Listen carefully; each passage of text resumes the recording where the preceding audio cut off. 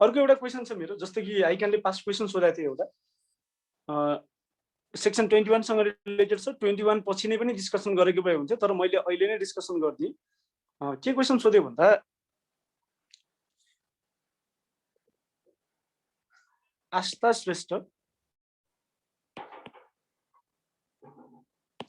requires cash urgently to release her goods from customs frontier. Anjali Bhandari lends her ₹40 lakhs in cash for the purpose. Astha returns the same amount in cash to Anjali. Discuss about the deductibility of the said amount. Question यो छ, हामीले section 21 मा गयौं भने, म तपाईलाई provision चाहिँ भनिदिइहाल्छु किनकि मैले सेक्सन 21 पढाएको छैन। सेक्सन 21 ले के भन्छ भन्दा, आस्था and Anjali's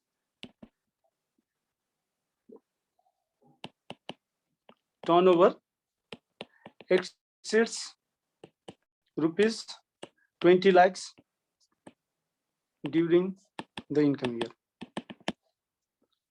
यो भनेको मतलब मैले के भन्छ सेक्सन 20 ले भने, यदि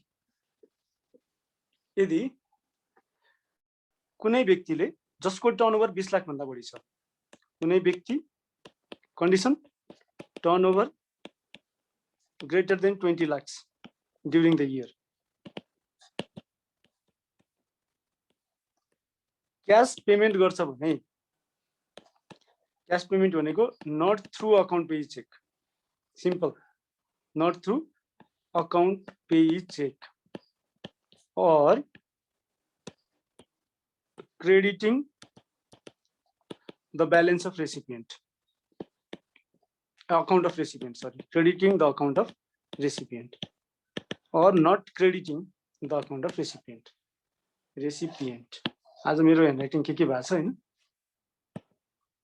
म सच्याउने रेसिपिएन्ट है। भनेपछि कुनै व्यक्ति जसको टर्नओभर 20 लाख रुपैयाँ भन्दा बढी छ during the year cash payment गर्छ, कति भन्दा, ग्रेटर देन 50,000 भने एट अ टाइम। 20 लाख भन्दा बढी turnover during the year cash payment greater than 50,000 at a time गर्छ भने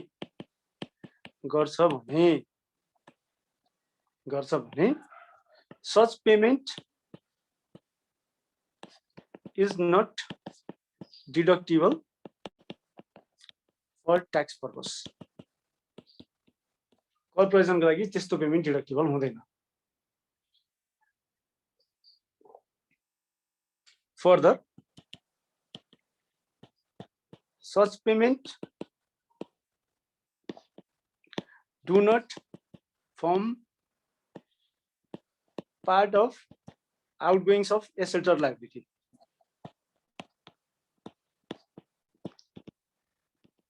एसेट र लायबिलिटी का आउटगोइङ को पार्ट पनि भन्दैन त्यस्तो पेमेन्ट भनिसकेपछि अब तपाईले एउटा एक्सेप्सन चाहिँ छ, नगदमा नै गर्नुपर्ने अपरिहार्य बाध्यता भएको भुक्तानी हो भने, नगदमा नै गर्नुपर्ने अपरिहार्य बाध्यताहरु पनि छ। मैले एउटा मात्रै भने अहिलेको लागि काम लाग्दैन। भनेपछि जस्तो अञ्जलीले आस्थालाई 40 लाख रुपैयाँ दिन्छ नि, अञ्जलीले आस्थालाई 40 लाख रुपैयाँ दिँदाखेरि के भयो, आउटगोइङ्स त्यही इन्कमिङ्स रिलेटेड टु एसेट हुन्छ। अञ्जलिज बुकमा के भयो, अञ्जलिज बुकमा ट्याक्स पर्पसका लागि र हामी आस्थाको बुकमा कुरा गरौँ है। At the time of payment by Anjali के हुन्छ भन्दा आउटगोइङ्स रिलेटेड टु एसेट हुन्छ। रिलेटेड टु एसेट कति भयो 40 लाख रुपिस। आस्थाको बुकमा के हुन्छ इनकमिङ्स रिलेटेड टु लायबिलिटी हुन्छ। कति भयो 40 लाख रुपियाँ। At the time of payment by Astha, payment by Astha, payment by Astha, किनकि यो त दुईटा त इनकमिङ्स आउटगोइङ्स मतलब लास्टमा ट्याक्स कम्पिटिसन त सेटल भएपछि हुन्छ नि त, एसेट लायबिलिटी सेटल भएपछि हुन्छ नि त। आउटगोइङ्स रिलेटेड टु लायबिलिटी कति भयो अब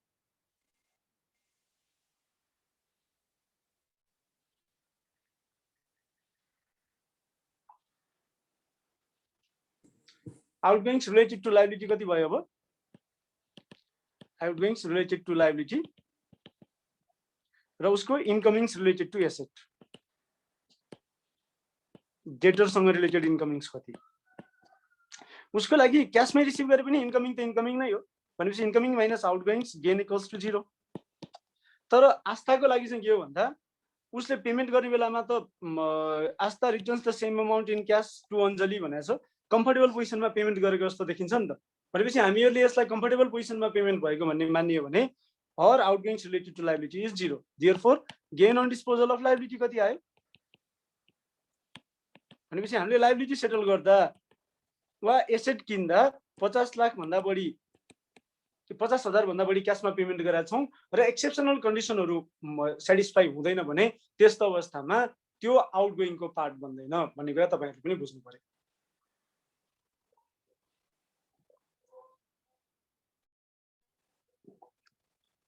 यो भयो gain on disposal of asset or liability र त्यसमा सेक्सन 21 को इफेक्ट अफ सेक्सन 21।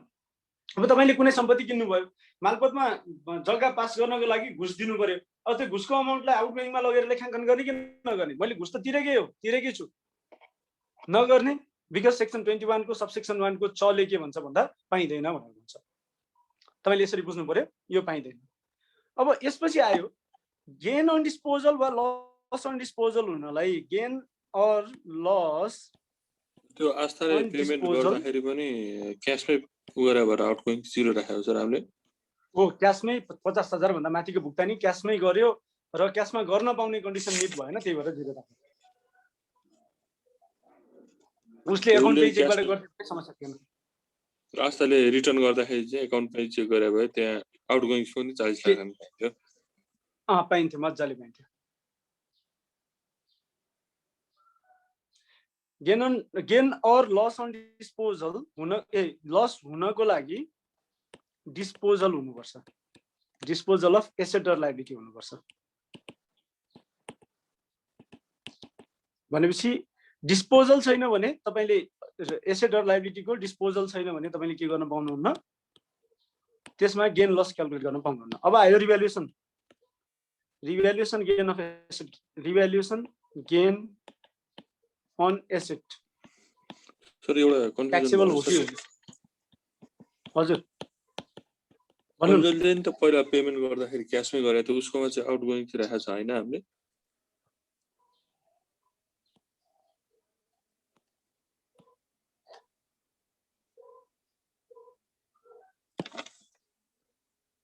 हाइलाइट गरेको पढ्नुभयो? रिक्वेस्ट अर्जेन्टली किन चाहिएको? भ्यालिड रिजन छ? त्यही नगद नै गर्नुपर्ने अपरिहार्य बाध्यता भएको भुक्तानी भनेर। बाध्यता भएको भुक्तानी भयो, त्यही भएर यो पाइयो। अञ्जलीले गरेको पेमेन्ट ठिक छ, किनकि अञ्जलीले त्यो पैसा दिएन भने आस्थालाई त गाह्रो छ। त्यो अञ्जलीले दिँदाखेरि पाइयो। अञ्जलीले के भन्यो भन्दा मैले नगदमा नै गर्नुपर्ने अपरिहार्य भुक्तानी थियो, त्यस कारणले गर्दा मैले आस्थालाई पेमेन्ट गरेँ भनेर उसले चाहिँ हैन।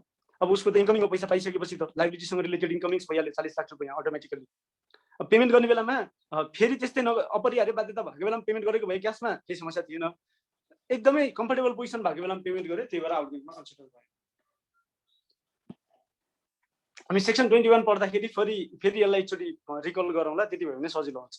मैले बिर्सेँ रिकल गर्नलाई भने तपाईँले यो क्वेसनलाई ठ्याक्कै रेफर गरिदिनुहोस्, म भनिदिइहाल्छु है त। Revaluation gain on asset taxable हो कि होइन question?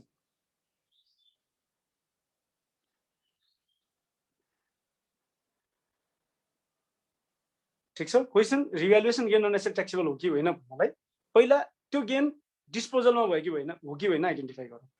If there is any disposal of asset or liability or not, is there any disposal of asset or liability or not? Disposal for the purpose of Income Tax Act means नेपालीमा हामी निसर्ग भन्छौँ। यदि तपाईँ नेपालीमा थाहा छैन भने निसर्ग भन्नाले disposal of asset and liability under the conditions of section 1440. Asset or liability under the conditions of section 40. अब अलिकति हामी दुई चारवटा हिसाब आउन सक्छ है सेक्सन 40 बाट चाहिँ। सेक्सन 40 मा के छ भन्दा डिस्पोजल छ। डिस्पोजल पनि दुई थरी छ, एउटा एक्चुअल डिस्पोजल छ, अर्को डिम डिस्पोजल छ। डिम डिस्पोजल भनेको के हो भन्दा legal ownership may not be transferred है, मैले may not be transferred but is treated as disposed for tax purpose.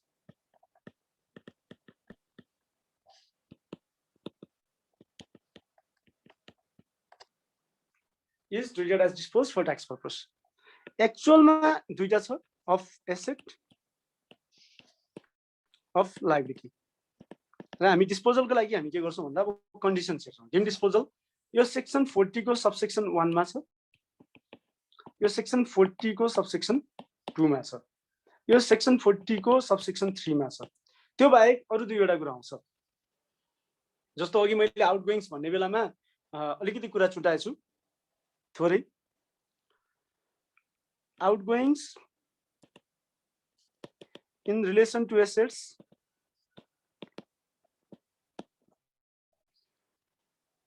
owned at the time of implementation of Act.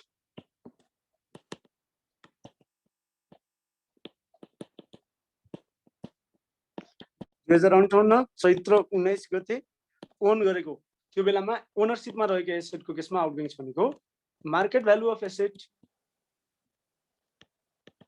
As on that date, त्यो दिनको market value हो। अर्को incomings in relation to liability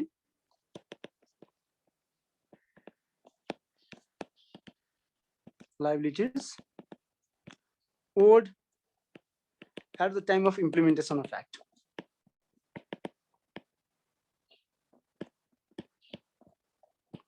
Of the Act. यो भनेको market value at the time of as on that date. As on that date. Simple तपाईहरुले के सोच्नु पर्यो भन्दा 2058 चैत्र 18 गते तपाईले कुनै ल्यान्ड एन्ड बिल्डिङ ओन गर्नु भएको थियो भने तपाईले ओन गरेको ल्यान्ड एन्ड बिल्डिङ जुन छ त्यो ल्यान्ड एन्ड बिल्डिङको आउटगोइङ्स भनेको चाहिँ त्यो ल्यान्ड एन्ड बिल्डिङ 2017 सालमा किनेको छ भने 17 सालको कति कस्ट पर्यो हैन के 2058 चैत्र 18 गतेको वा 19 गतेको कति कस्ट पर्यो, त्यो टाइम अराउन्डको कति कस्ट पर्यो, कहिले 18 भन्ला कहिले 19 भन्ला मेटेरियली फरक पर्दैन। एक दिनमा जग्गाको भाउ चाहिँ शेयरको भाउ जस्तो तलमाथि हुँदैन। त्यही भएर 2058 चैत्र 19 गते वा 18 गते कहिलेको दिन छ त्यही तपाईले लिनु पर्यो as on the time of implementation of the act. लायबिलिटीको केसमा normally book value of the liability is treated as market value of liability. त्यो भन्दा धेरै हुन सक्दैन नर्मल्ली है। र मार्केट भ्यालु कम रहेछ भने वा बढी रहेछ भने जति मार्केट भ्यालु छ त्यो नै इन्कमिङ्स अफ लायबिलिटी भनेर मान्नु पर्यो।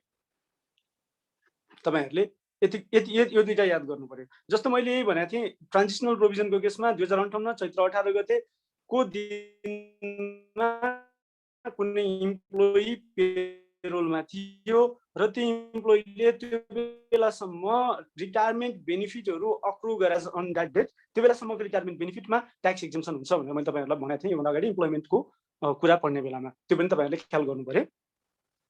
त्यो बाहेक अर्को ख्याल गर्नुपर्ने कुरा चाहिँ के हो भन्दा 2058 चैत्र 18 गतेसम्म अक्रू भएको मेडिकल एक्सपेन्सेसको रिइम्बर्समेन्ट हुन्छ त्यो 1,80,000 रुपियाँसम्म पनि एक्जेम्प्ट हुन्छ।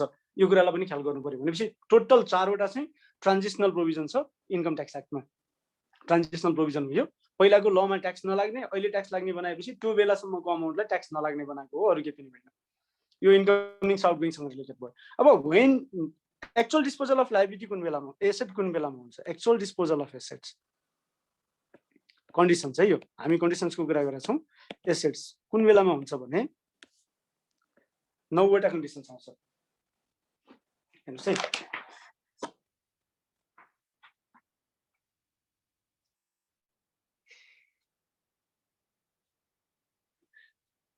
asset when the person parts with ownership of the asset. Condition number 1, when the person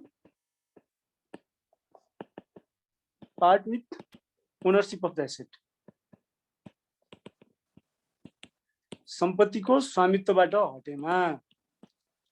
Point number 2, asset is distributed to another person. अर्को व्यक्तिलाई सम्पत्ति वितरण भयो भने पनि एसेट डिस्पोज भयो, एक्चुअलमा डिस्पोज भयो। Point number 3,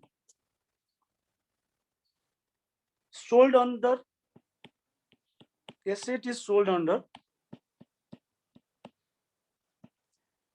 installment sale arrangement,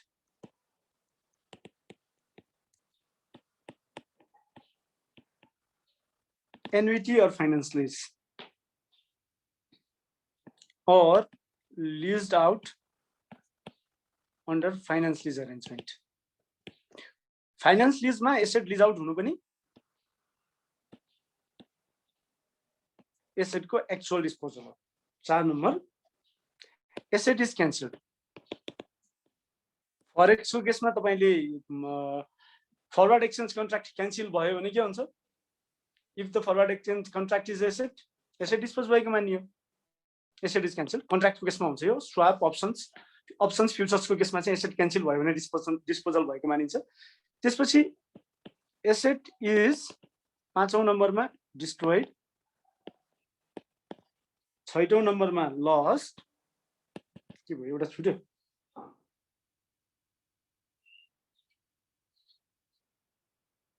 के छुट्यो? एउटा छुट्या छ, लस्ट, एक्सपायर्ड और सरेन्डर्ड। र लास्टमा asset is combined with another asset or liability.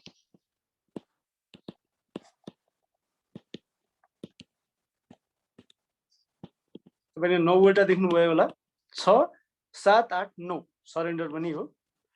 भनेपछि कुनै एउटा व्यक्ति आफ्नो सम्पत्तिको स्वामित्वबाट हट्छ भने एसेट एक्चुअलमा डिस्पोज हुन्छ। पैसा लिएर हट्छ कि पैसा नलिएर हट्छ मतलब भएन, स्वामित्वबाट हट्यो भने एसेट के भयो? अब डिस्पोज भयो। मसँग भएको सम्पत्ति मैले अरू कसैलाई डिस्ट्रिब्युट गरिदिन्छु भने फेरि पनि त्यो मेरो ओनरशिपबाट पार्ट विथ नै हुने हो। वान फर्म अफ डिस्ट्रिब्युसन हो। Distribution is one form of part with ownership of the asset. त्यो बेलामा पनि के भयो भन्दा एसेट डिस्पोज भयो।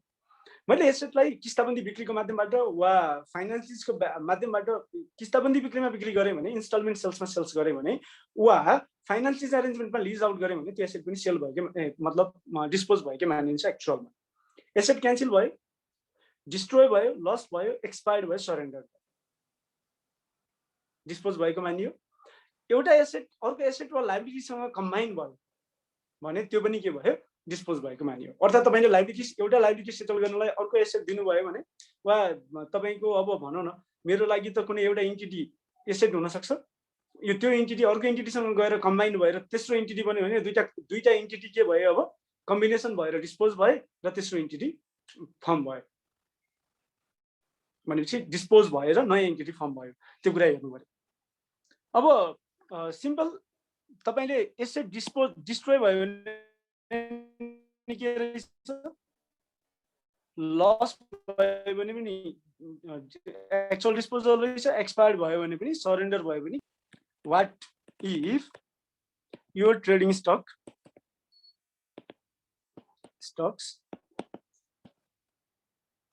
consumption date is expired?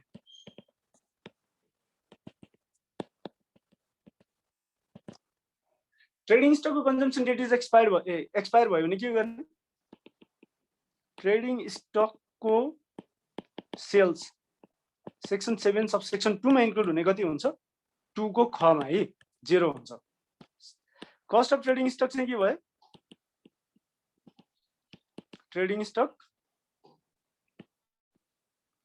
Expired भएको स्टकको अमाउन्ट पनि जोडियो। ख्याल गर्नु होला यो। जस्तो एबनर्मल लस अफ स्टकको केसमा हामीहरूले के गर्थ्यौं? If there is any abnormal loss of stock हामीले के गर्थ्यौं भन्दा for the purpose of accounting Nepal financial reporting standard अनुसार के गर्थ्यौं? कस्ट अफ स्टक निकाल्ने बेलामा, कस्ट अफ सेल्स निकाल्ने बेलामा त्यसलाई ठ्याक्कै हटाइदिन्छौं र एबनर्मल लस भनेर इनडाइरेक्ट एक्सपेन्सेसमा वा एक्सट्राअर्डिनरी एक्सपेन्सेसमा हामीहरूले देखाउँथ्यौं भने for the purpose of taxation त्यो एबनर्मल लस सेक्सन 13 अनुसार क्लेम हुँदैन, सेक्सन 15 अनुसार नै क्लेम हुन्छ। If there is abnormal loss of trading stock त्यो सेक्सन 15 अनुसार नै क्लेम हुन्छ। र if there is any abnormal loss of trading stock there is no any formal mechanism to notify tax office for the claim of such expenses. तपाईले appropriate accounting record राखेर expenses claim गर्न सक्नुहुन्छ। आफूले appropriate record राख्ने हो। पहिला tax अफिसलाई beforehand गएर इन्फर्मेसन दिइरहन जरुरी छैन इन्कम ट्याक्स पर्पसको लागि।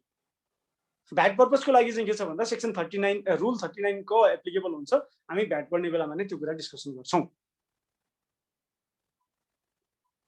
डन। अब अर्को भनेको कस्तो भन्दा तपाईको डेप्रिसिएबल एसेट पनि के भयो भन्दा डिस्ट्रोय भयो भने के भयो? Depreciable asset is dispose at 0 value र बाँकी कुरा चाहिँ सेक्सन शेड्युल कति भयो? शेड्युल 2 अनुसार गभर्न हुन्छ। बिजनेस एसेट डिस्ट्रोय भयो, business asset is destroyed at 0 value. तपाईको आउटगोइङ अफ बिजनेस एसेट घटाउनुस्, लस आयो। त्यो लसलाई के गर्न पाइयो भन्दा can only be set off against gain on disposal of another business asset or another business liability or non business chargeable asset. Gain on disposal of non business chargeable asset किनकि हामीले त्यो नन बिजनेस चार्जेबल एसेट वाला त investment गर्ने बेलामा पढ्छौं। भनेपछि asset कुन बेलामा डिस्पोज हुन्छ तपाईले ख्याल गर्नु पर्यो। अब मैले अघि के भनेको थिएँ भन्दा फर्स्ट क्वेशन मेरो के थियो?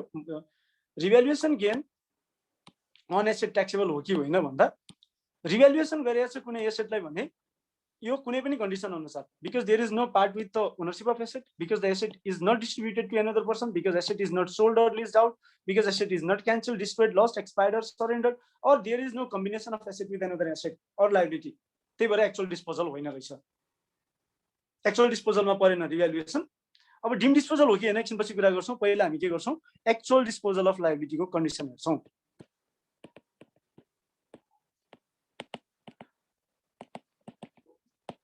सेक्सन 40 सब सेक्सन 2 हामी कन्डिसन हेर्छौं। यसमा जम्मा 5 वटा कन्डिसन छ जस्तो लाग्छ मलाई। when the person parts with the obligation of liability, parts with the obligation of liability, अघि parts with the ownership of asset थियो, अब obligation of liability बाट पार्ट्स विथ भयो भने एक्चुअल डिस्पोजल अफ लायबिलिटी हुन्छ। when the liability is settled, liability settle भयो भने, liability cancel भयो भने यो नर्मली डेरिभेटिभ प्रोडक्टमा हुन्छ cancellation of liability. Liability is satisfied और रिलिज्ड, फर्सेट भयो भने वा लायबिलिटीबाट मुक्त भयो भने वा liability is combined with another asset or liability.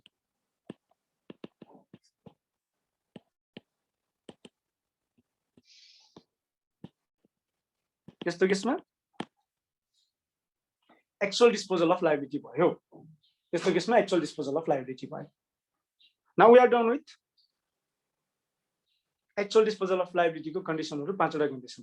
तपाईले यो यति ख्याल गर्नु पर्यो, लायबिलिटी डिस्पोज हो कि होइन पहिला आइडेन्टिफाई गर्नु पर्यो। डिस्पोज हो भने gain on disposal of liability निकाल्नु पर्यो वा loss on disposal of liability निकाल्नु पर्यो। त्यसको लागि इन्कमिङ्स माइनस आउटगोइङ्स गर्नु पर्यो। इन्कमिङ भनेको के हो मैले भनिसके, आउटगोइङ्स भनेको के हो पनि मैले भनिसके। तपाईले gain on disposal of liability निकालिसकेपछि फाइनली के गर्नु पर्यो भन्दा सेक्सन 36 को रुल लगाएर गर्ने। डिस्पोज हो भने गेन और लस अन डिस्पोजल आइडेन्टिफाई गर्ने। 0 छ भने मतलब भएन। गेन और लस अन डिस्पोजल आयो भने सेक्सन 36 को रुल लगाएर नेट गेन और लस क्याल्कुलेट गर्ने र त्यस्तो नेट गेन और लसलाई के गर्ने? ट्याक्स कम्प्युटेसनमा लगेर इन्क्लुड गर्ने। नेट गेनलाई इन्क्लुड गर्ने लस छ भने इग्नोर गर्ने, क्यारी फरवर्ड मात्रै हुन्छ। सेट अफ हुन नसकेको नेट लस हुनु भनेको के हो? सेट अफ हुन नसक्नु नै हो। त्यो अमाउन्ट चाहिँ क्यारी फरवर्ड हुन्छ। त्यो वर्ष नर्मल बिजनेस एक्सपेन्सेस इन्कमबाट डिडक्सन पाइँदैन। अर्थात् अनुसूची 5 भर्ने बेलामा नेगेटिभमा इन्कममा नेगेटिभ फिगर राखेर क्लेम गर्न पाइँदैन। अब अर्को आयो डिम्ड डिस्पोजल। यसमा 6 वटा कुरा छ। 6 वटा डिम डिस्पोजलमा 6 वटा मात्रै कुरा छ। तपाईले डिम डिस्पोजल कुन केसमा हुन्छ भन्दा 6 वटा केसमा हुन्छ। म पहिला 6 वटा केस अनि बल्ल इलाबोरेसनमा जान्छु है। Number 1, in case of death of individual,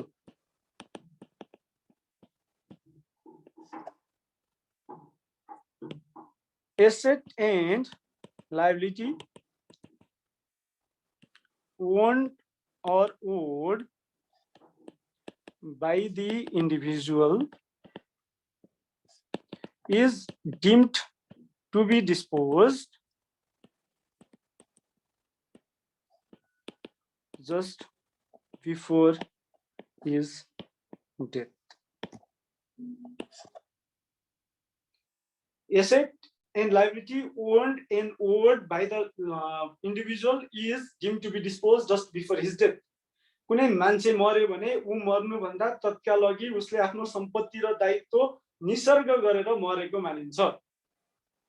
यसो निसर्गको ट्याक्स ट्रिटमेन्ट के हुन्छ एकछिनपछि कुरा गरौँला। Point number 2, in respect of an asset, incomings related to the asset is greater than outgoings related to the same asset. कुनै सम्पत्तिको सम्बन्धमा त्यस्तो सम्पत्तिको इन्कमिङ त्यस्तो सम्पत्तिको आउटगोइङ्स भन्दा धेरै भयो भने बीचमा नै त्यो सम्पत्ति डिस्पोज भएको मानिन्छ। पहिला डिस्पोजल हुनु पर्यो, इन्कमिङ हुनलाई डिस्पोजल हुनुपर्छ अनि बल्ल इन्कमिङ हुन्छ है। भनेपछि इन्कमिङ हुनलाई डिम डिस्पोजल भए पनि भयो, तर पोइन्ट नम्बर 2 को कन्डिसनले गर्दा जुन त्यो लुप क्रिएट हुन्छ, लुप भएको कन्डिसनले गर्दा हुन भएन। Point number 3, in respect of debt obligation,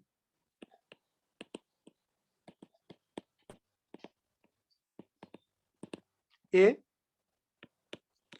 of BFIs, bank financial institution, if the debt obligation, debt claim, debt claim obligation बनाए छ, if the debt claim is converted into bad debt as per the standard prescribed by NRB.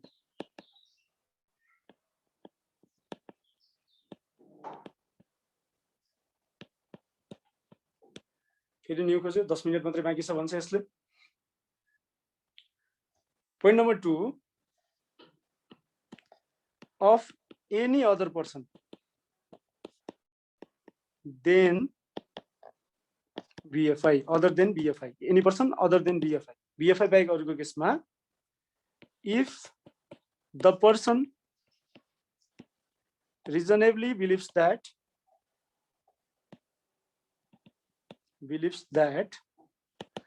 the debt cannot be satisfied. First man, if the person reasonably believes that the debt cannot be satisfied and the person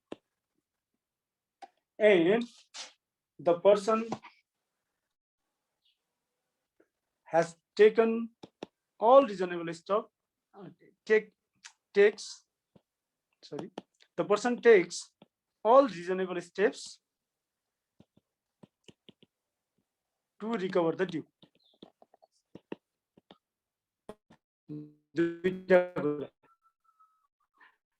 Debt claim को केसमा, if the person reasonably believes that the debt cannot be satisfied, all reasonable steps to recover the due. Due recover गर्नलाई सबै reasonable step लगाउँछ भने त्यस्तो अवस्थामा in respect of debt claim को केसमा चाहिँ यसमा पनि हामी एकछिनपछि डिस्कसन गर्छौं। पोइन्ट नम्बर 4, चौथो नम्बर पोइन्ट छ चौथो नम्बर पोइन्ट के हो भन्दा in respect of change in form of asset. तपाईले यो इन रेस्पेक्ट अफलाई चाहिँ याद गर्नुस् है, पछाडिको त कन्डिसन हो। पहिला हामीले के भने सुरुमा in respect of debt of individual, त्यसपछि in respect of all assets, त्यसपछि के भन्यो इन रेस्पेक्ट अफ एउटा एसेट, स्पेसिफिक एसेट के हो डेट क्लेम। त्यसपछि हामीले के भन्यौ in respect of change in form of asset, एउटा एसेट अर्को फर्ममा, मानौ डेप्रिसिएबल एसेट ट्रेडिङ स्टकमा कन्भर्ट भयो, ट्रेडिङ स्टक बिजनेस एसेटमा कन्भर्ट भयो, business asset non business chargeable एसेटमा कन्भर्ट भयो भने के गर्ने भन्दा the old form of asset is deemed to be disposed just before the use in new form। भनेपछि पुरानो फर्म अफ एसेट को ट्याक्स ट्रिटमेन्ट कहिले गरिन्छ भन्दा just before the use in new form, just before death, just before use in new form. यसलाई पनि तपाईहरुले याद गर्नलाई चाहिँ युज गर्न लिंक गर्न सक्नुहुन्छ। Point number 5 in respect of asset and liability owned by an entity. Entity को केसमा हैन है, asset or liability owned or owned by entity को केसमा, एन्टिटी नै डिस्पोज भएको मान्ने होइन। In respect of asset and liability owned or owned by the entity under the conditions of section 57, change in control liability conditions of section 57, section 57 apply भयो भने change in control, change of control, change in ownership, change of control, नाम जे पनि हुन सक्छ है, of control, change in ownership, change of ownership, ownership जे नाम पनि हुन सक्छ। चेन्ज इन ओनरशिप भयो भने कुनै पनि एन्टिटीले ओन गरेको एसेट र ओ गरेको लायबिलिटी डिस्पोज भएको मानिन्छ। Point number 6 finally in respect of a resident natural person becoming non resident.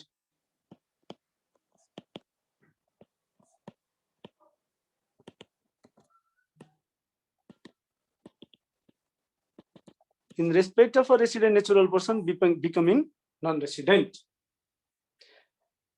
asset and liabilities of such person other than land and building,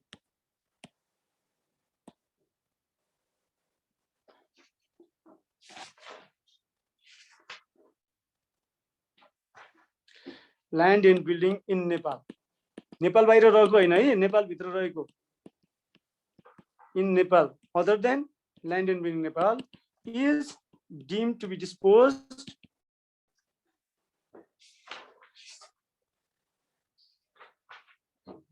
disposed just before he becomes non resident.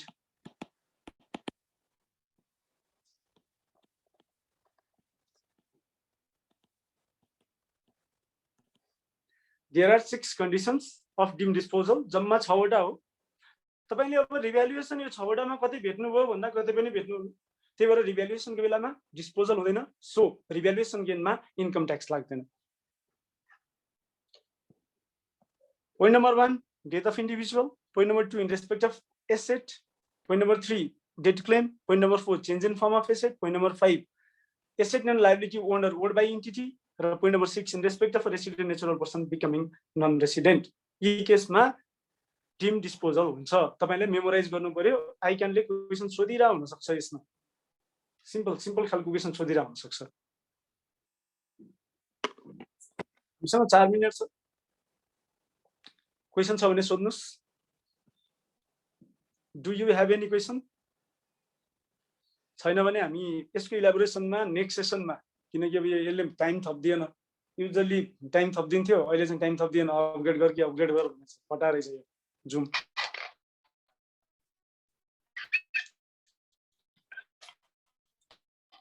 त्यो मान्छेले नि phone उठाएन हैन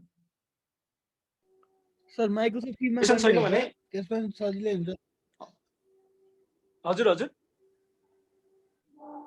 Microsoft के भन्नुभयो? टिममा गर्ने हो त भने त्यो ए हैन, त्यस्तो केही नगर्ने, त्यस्तो नगर्ने, जुममै गर्ने। जुममा अहिले एकछिनपछि त्यसले अपग्रेड गरिदिइहाल्छ, टेन्सन छैन। मलाई थाहा थिएन 1 महिना भएको, समस्या छैन। टिम्स भनेर यो सबलाई यो कम्फर्टेबल भएको पोजिसनलाई छोड्न मिल्दैन अहिलेलाई है। टिम्स फ्री छ। हामी अहिले यो सेसनलाई एन्ड गर्यौं। तपाईहरुलाई म नेक्स्ट सेसनमा इन गर्छु। तपाईहरु सुत्नु भएको छैन भने पहिलाकै लिंक मार्फत नयाँ सेसनमा प्रवेश गर्नु होला। हजुर है त।